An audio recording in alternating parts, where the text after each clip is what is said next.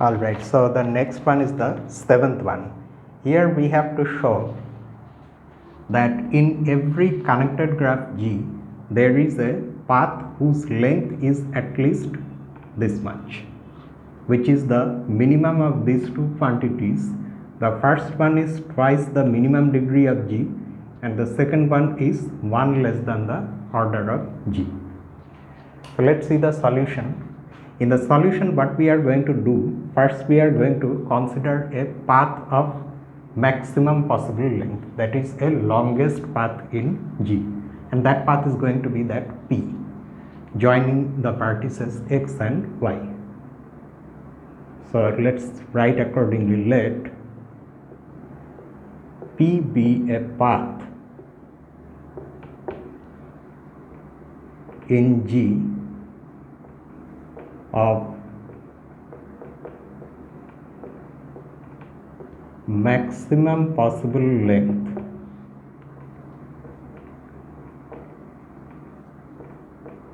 let's call this length K also, with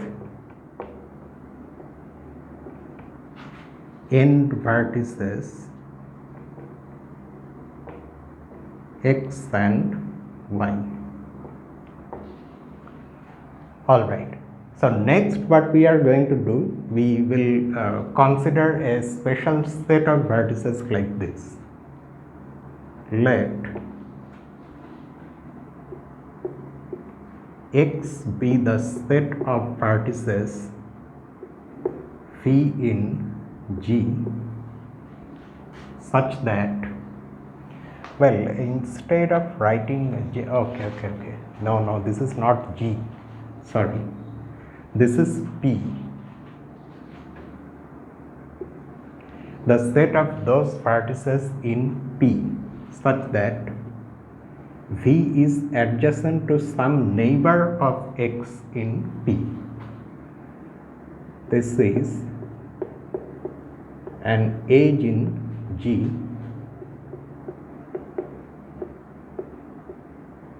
for some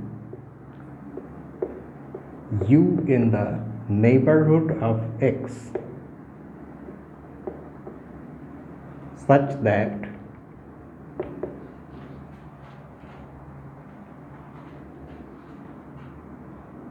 well, what did we say, that it is the set, okay, such that V belongs to PU. Let us first try to understand what this set X is. Okay, now you consider the vertex X. X has neighbors. Okay, X may have many neighbors. One of those neighbors is this vertex itself, but there may be others also. And if you recall a result in the section named paths and cycles, there we proved that if we consider a longest path like this, then the neighbors of the end vertices must lie in the path itself. For example, this is another neighbor of X besides this. Why? If you have a neighbor of X somewhere else, then using that edge and that vertex, you can create a longer path than the longest path. That should not be possible. So that's why all the neighbors of X must lie on the path itself. Okay, so although we are not saying anything about where these neighbors are lying, but the longest nature of P forces all these vertices in N of X, in the neighborhood of X, to be in P itself. Okay, so now in X we have those vertices V in P such that V is adjacent to some neighbor of X. For example, say this is a neighbor of X, U. V should be adjacent to U and V should belong to P. There are two such vertices, one on this side, one on that side, but which one are we choosing? Are we choosing both? No. We are choosing that one which belongs to the subpath PU. If you recall this notation, we Okay, what is this notation? We know what the path P is. It is this graph joining x and y. All the intermediate vertices and all the edges are there in this subgraph. It is that special subgraph. So PU denotes that part of P which starts at x and ends at u, only this part. In that part, you have one of the neighbors of u from P, namely this one. So this is that vertex P. There may be other neighbors of x. For example, you may have a neighbor here, some u prime. So then that for that u prime, you will get if I say so, a left neighbor of u prime on the path, say v prime. Then that v prime will also belong to x. So in other words, saying loosely, somewhat not so rigorously, x is the set of left neighbors of x on P. Okay, let me say it once more. X is the set of left neighbors of x on P. That's what x is. Now the first thing you notice about this set x is this. Then the cardinality of x, the number of elements in x, is actually the same as the number of neighbors of the vertex x. That is because each such left neighbor is associated to one neighbor of x, and every neighbor of x on P, of course, all the neighbors of x will lie on P.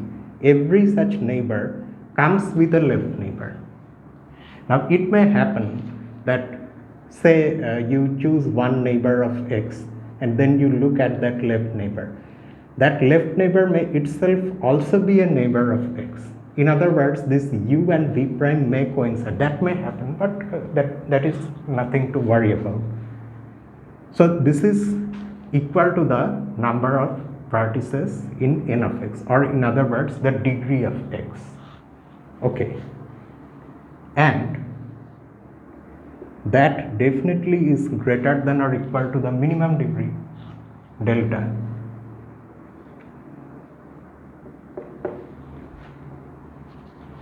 All right.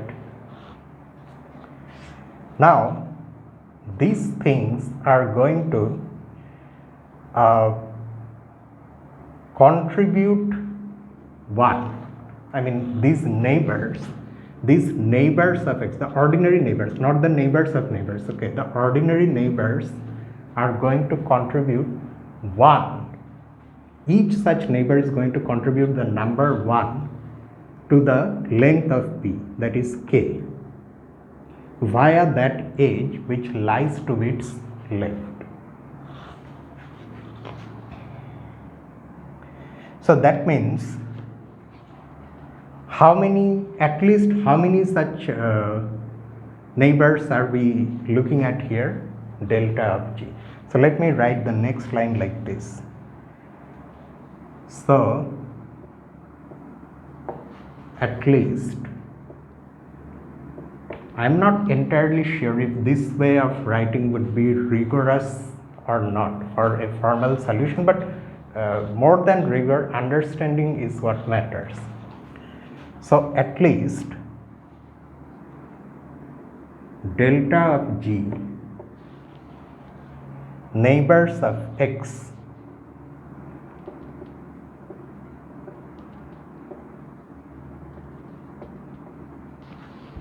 So here we are neighbors of x, okay, ordinary neighbors like u prime, not those v prime.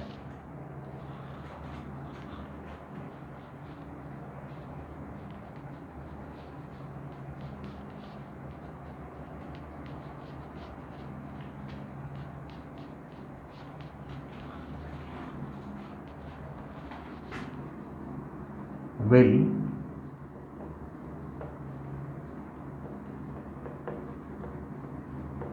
contribute 1 each. That means each one of them will contribute a 1 to the length of the path k via the edge to its left on P. For example, this one contributes the number 1 because of this edge, because for that edge you get 1. Okay, that edge brings 1 to the total length.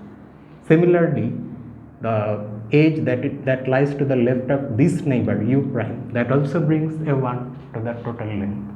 And you can see that two different neighbors of x are going to contribute different ones. Different ones, by different ones I mean they correspond to distinct edges that lie to their left.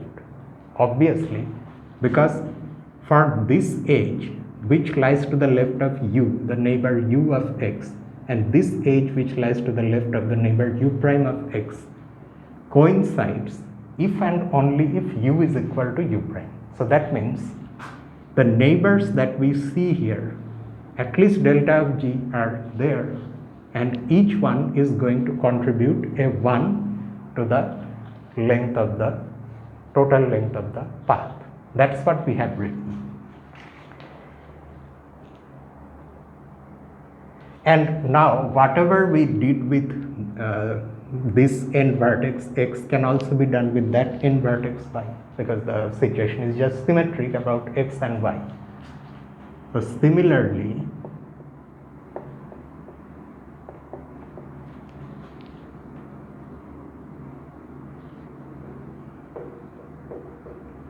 at least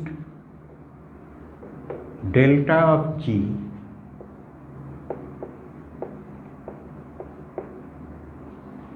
neighbors of y, okay, neighbors of y, for example in this second diagram, z is a neighbor of y.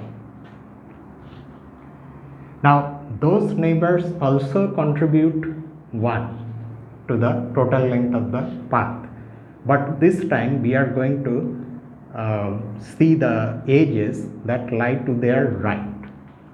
Okay, just to maintain symmetry, for the neighbors of x we are considering the edges lying to the left of those neighbors. For the neighbors of y we are going to consider the edges that lie to the right of those neighbors. So similarly, at least delta of g neighbors of y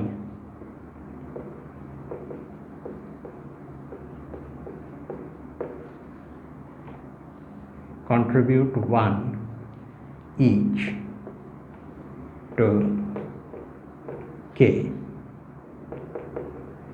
via the edge to its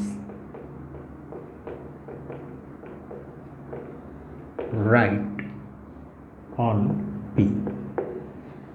Okay, so we have understood that the neighbors, the distinct neighbors of x are going to contribute different ones, so that you can add them up and get a part of the length. Similarly, distinct neighbors of y will also contribute 1 to the total length, and they do not overlap among themselves. However, the ones that are being contributed by the neighbors of x and the ones that are being contributed by the neighbors of y, there may be an overlap between them, like this situation. See here, you consider the neighbor w of x. It contributes 1 to the total length because of this edge that lies to its left. Okay, and it's incident with that edge.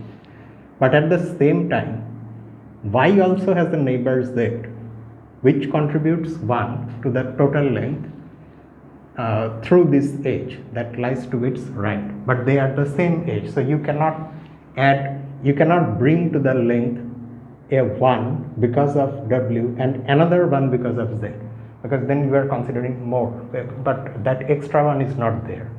Okay.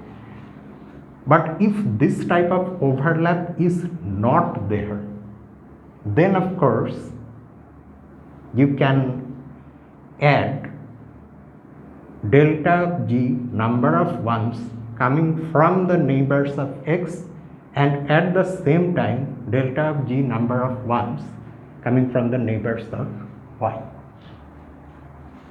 And when you do that, you get this.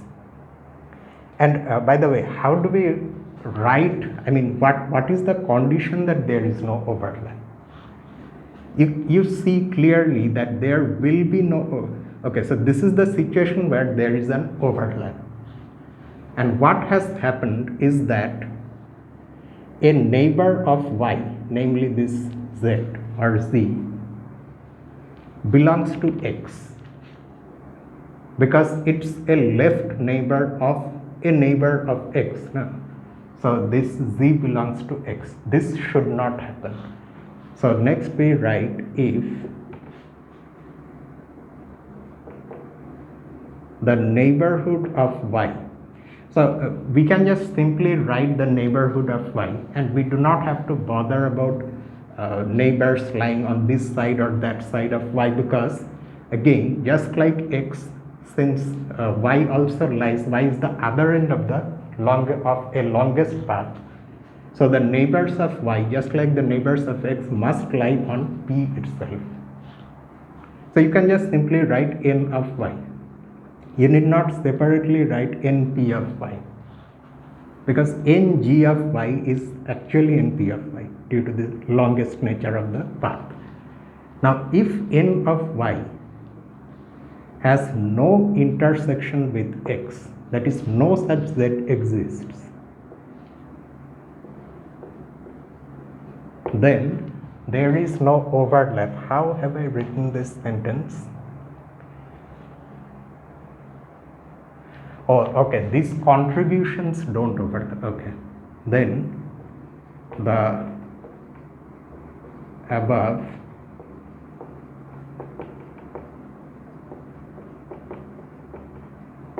contributions don't overlap, and we have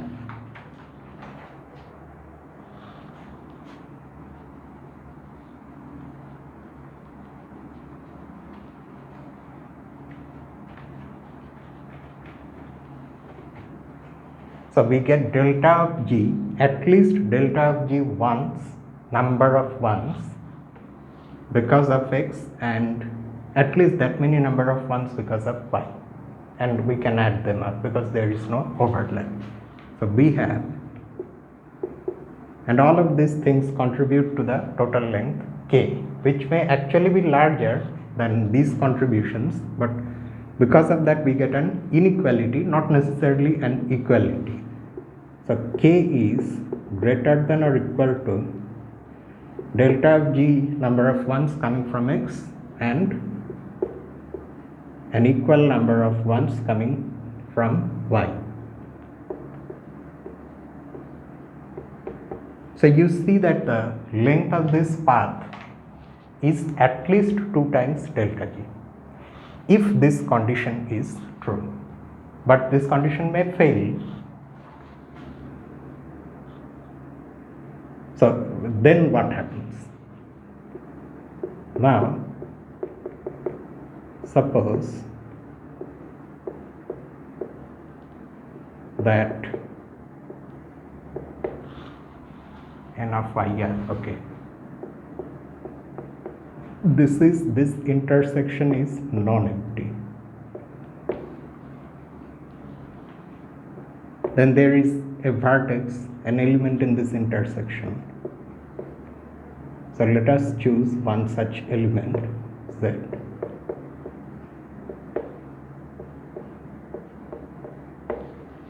Okay, so this is that Z. In fact, you can look at this figure. We can get to this figure from this figure, but we have to remove this edge that comes afterwards. Okay, right now we are here. Now this z is a neighbor of y, we can see that they are adjacent, but at the same time this z is a left neighbor of a neighbor w of x, so that's why it belongs to x. Now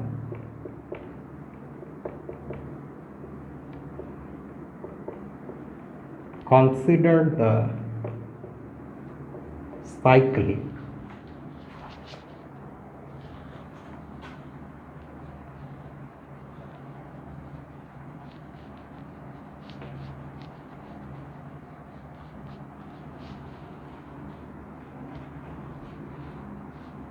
consider this cycle C.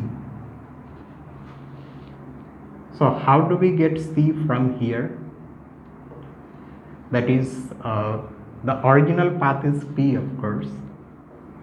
From P, we are removing this edge, ZW. But also, we are adding these two extra edges which are not parts of the original P. That is, XW and ZY.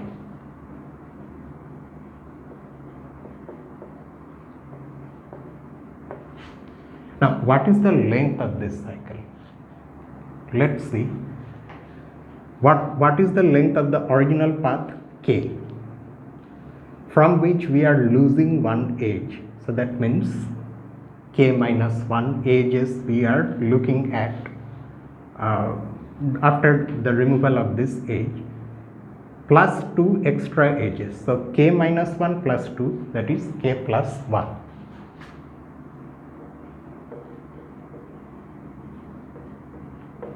The length of C is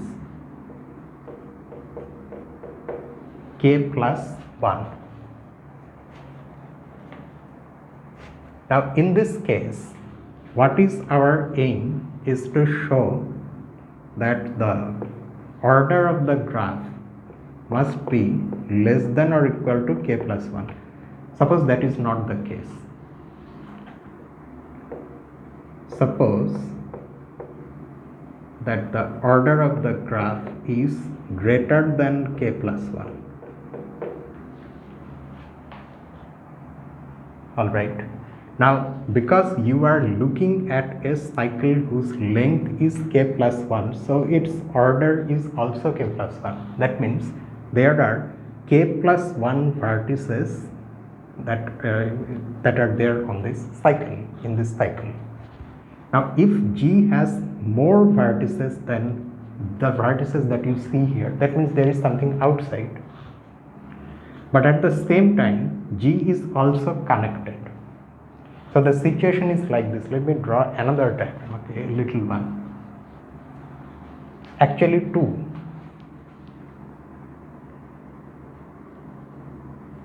Suppose that you have, so this cycle may be an even cycle, may be an odd cycle. And accordingly, let me just draw a 5 cycle. So say this is your C, and let me draw the other case also, and let this be a 6 cycle. So this is another C, and each one of them have well, here the length is, of course, this one has 5 and this one has 6, but in general each one has length K plus 1. So you can decide what K is. In this case, K is 4, and in this case K is 5. Now, if the graph has something more than the vertices that you see here, then you will have something else outside of these cycles. But because the graph is connected, so that something else outside must be connected to this cycle somehow. So that connection must start somewhere. In other words, no matter what the situation is, you have to be able to go to that something else from this cycle, and that journey will start somewhere. So there must be at least one edge that is incident with some vertex of this cycle. Here also, okay. Now you look at this. If this is the situation, then if you include this extra edge E along with the cycle C, that is, if you consider this graph C union E, then in C union E there is a path whose length is greater than K, at least K plus 1. Why is that so? Okay. I think I have made a mistake here, or what? I mean, in these diagrams, maybe I am taking a wrong K. I got a little confused.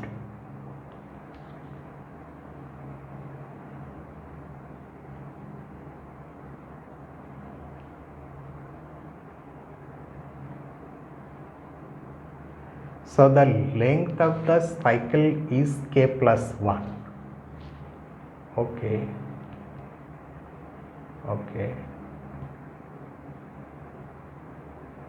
But then, okay. Yeah, now I get it. You see, the thing here is this. Am I actually getting it, or am I still stuck here?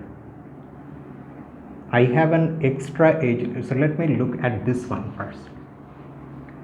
Here K is 4, no doubt, because we are saying that K plus 1 is the length of the cycle. Alright.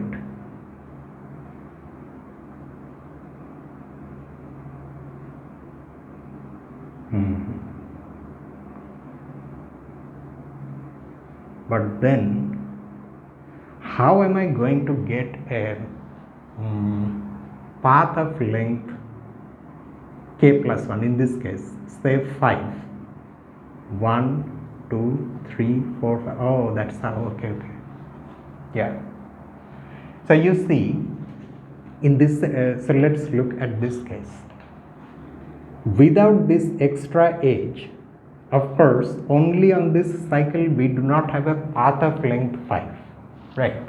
Because the moment you try to use all the edges on this cycle, you come back to the same vertex, and that is not a path, right? However, this extra edge gives you that chance of going outside and picking up an extra edge, so that you do not have to consider this problematic edge. For example, you start your journey from here and you go along the cycle like this. This edge was creating a problem because it does not give you a path. But now in place of this edge, you can take this edge. So you ultimately get a path of length 5. However, what was our hypothesis? That K is the maximum length of any path possible in the graph. So that is a contradiction. Here also similarly, you get a contradiction. For example, here what is K? K is 5. So 1, 2, 3, 4, 5, 6. So if something else is there, then you end up getting a path of length 6, more than your maximum length possible in the graph. So this part is of course written like this. Next.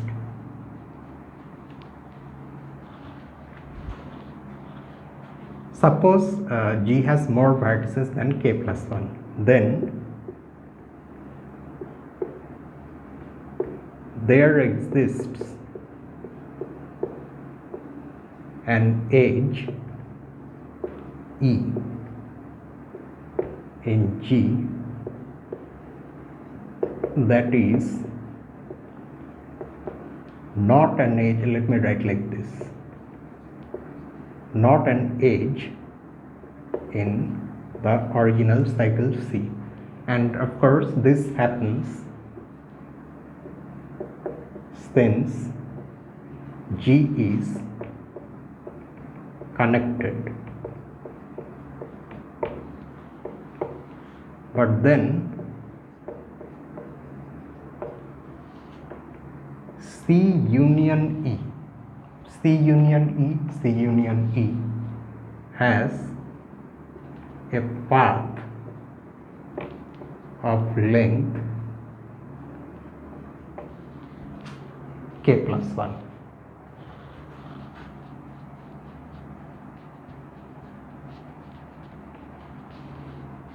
A path of length k plus 1, which is a contradiction.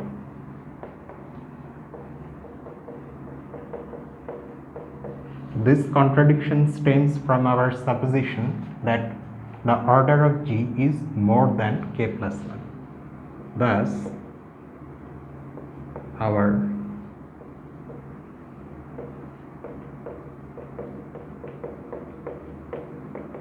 supposition is wrong, i.e., order of G must be less than or equal to k plus 1, or manipulating the inequality a little bit, let me write from here. The order of G minus 1 is less than or equal to k. Hence, so what we have seen that whether there is such a neighbor of y in X or not, whatever is the case, k is greater than or equal to 2 times the minimum degree, or k is greater than or equal to the order of G minus 1. That means there is a path which is greater than or equal to at least one of them. So obviously greater than or equal to their minimum.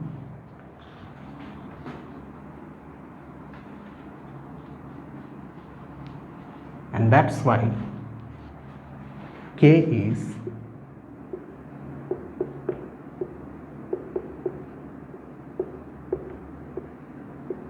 this, greater than or equal to the minimum of these two quantities, and that is the solution.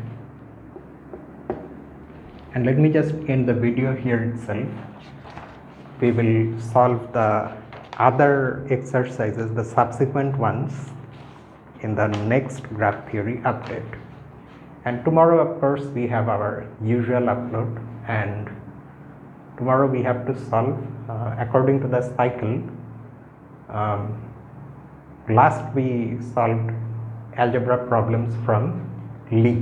No, so tomorrow let us do group theory problems again from Gallian. So with that, I sign off for tonight. So see you tomorrow with that. Until then, this is me, Lucifer, from a mathematical room. Have a nice night.